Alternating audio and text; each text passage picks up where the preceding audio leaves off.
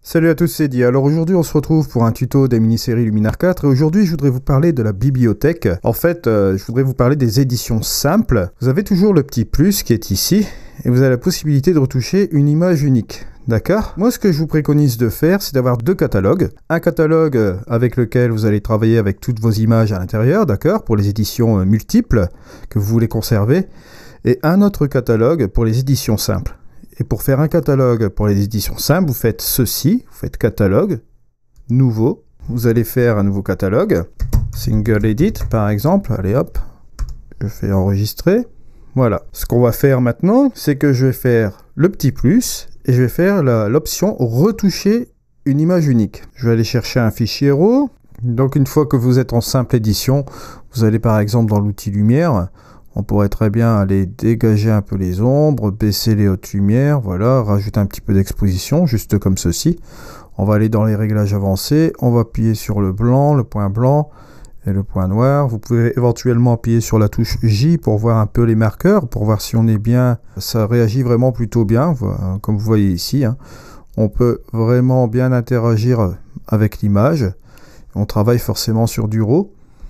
Je vais travailler avec l'accent par exemple, regardez. Avec l'accent, ça interagit quand même relativement bien. L'embellisseur de ciel aussi. Bien que ce soit les outils par intelligence artificielle, il leur faut quand même un petit calcul pour faire la première phase, pour calculer un petit peu l'image. Mais après, vous voyez, ça répond vraiment très très bien. Juste un petit peu comme ceci. Si on regarde un petit peu la différence, là j'ai enlevé les marqueurs du J, entre le avant et le après. Ça répond plutôt bien. Si je vais dans l'outil couleur, que je vais modifier quelques petites couleurs au niveau de la saturation aussi, au niveau des rouges. Bon, là, il y a quelques zones un petit peu par ici. On peut même interagir avec la luminance. Même là, vous le voyez là. Il y a des trucs assez sympas. On peut même faire... je regarde un petit peu au niveau des verts, par exemple. On peut monter la saturation des verts, vous voyez, bon, voilà. En fait, c'est comme si vous utilisez Luminar 4 en standalone, en programme simple, mais sans la librairie, en fait. Vous vous retrouvez un petit peu sur ces retouches d'images uniques, et ce qui fait que c'est intéressant en matière de gain de performance. Donc ça, c'est le petit truc. Bon, vous voyez juste un petit peu comme ça, comment ça réagit. Pour vous montrer un petit peu comment cela réagit, ça réagit quand même plutôt bien. Si on va utiliser le spectaculaire, bon, ça répond aussi plus ou moins bien. Regardez juste un petit peu comme ceci, voilà. On peut apporter quelque chose de pas trop mal. Bien entendu, si vous voulez désaturer quand même un petit peu l'image, vous revenez un peu en arrière, juste avec l'outil couleur. Je vous rappelle sur la désaturation générale, pour avoir un petit truc comme ça, c'est sympa. C'est pas mal du tout, voilà.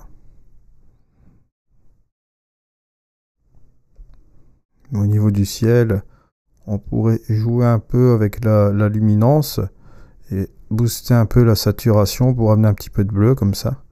Même changer un peu la tonalité. En l'occurrence, je vais laisser cela comme ça. Je vais baisser quand même un petit peu cette chose-là et je vais revenir un peu sur la saturation. Ça peut nous ramener quelque chose de pas trop mal. Vous voyez un petit peu la petite différence avant, après. C'est pas négligeable. Si je fais ce petit truc-là aussi, hop.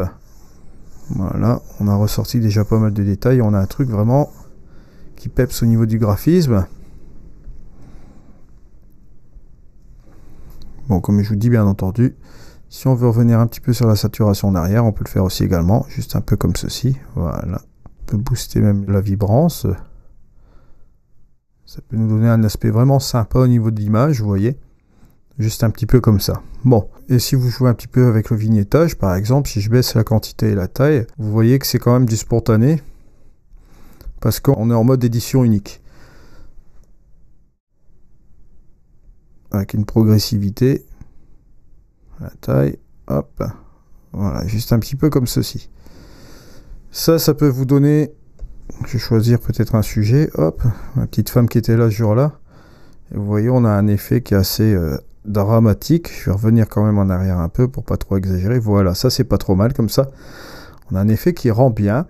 On peut revenir encore sur les couleurs, j'ai encore désaturé un peu, ouais, pour avoir une ambiance assez dramatique, comme on dit, voilà. Et voilà, on a ce résultat-là, si j'appuie sur F. Voilà un petit peu ce qu'on peut obtenir. Et en utilisant les fonctionnalités en single edit. Et bien entendu, vous pouvez toujours aller dans les pros avec les contrastes avancés. Ça peut être très utile aussi. Regardez, hop. Vous pouvez jouer un peu là-dessus. Hein. Au niveau des hautes lumières, au niveau des ombres aussi également.